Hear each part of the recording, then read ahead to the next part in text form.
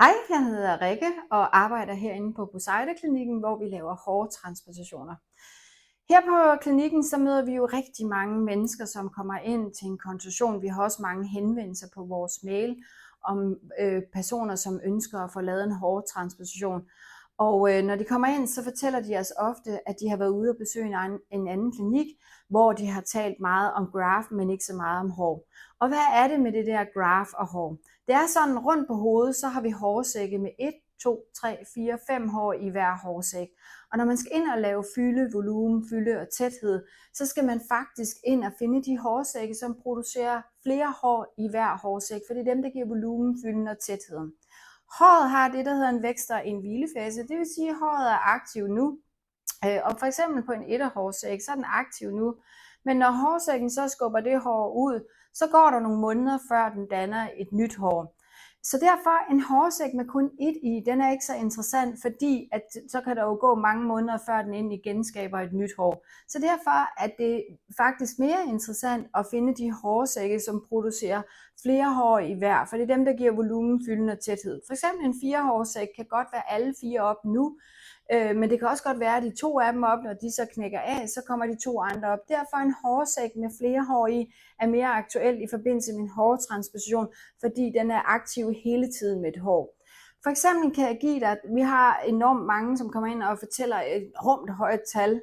Og hvis jeg gik ind her på klinikken og fandt 100 journaler på klinikken med personer, som har været inde til en hårtransplantation, så var der ikke en eneste af dem, der havde det samme antal graft. Så derfor her på klinikken tæller vi altid hår. Hvor mange hår skal du have til for at dække dit område?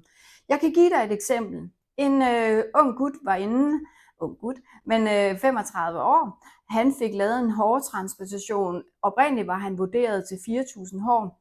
Han fik 4.189 hår sat, men det var kun 1.583 graft. Et andet eksempel, en anden gut, som også var inde, han fik 3.592 hår taget ud, og antallet af hårsække var 1.149. En anden en fik 2276 hår sat i, men det var kun 856 hårsække. Og et eksempel mere, en anden herre, som var inde, som fik 2.571 hår sat. Det var kun af hårsække 1026.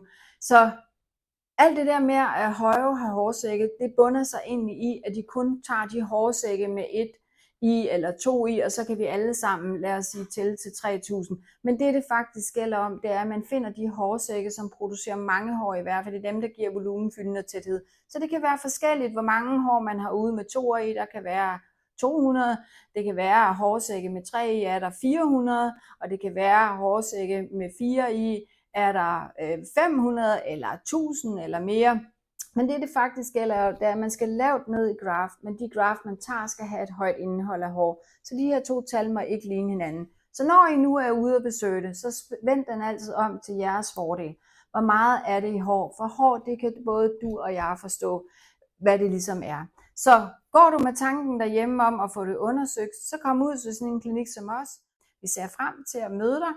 Du er velkommen.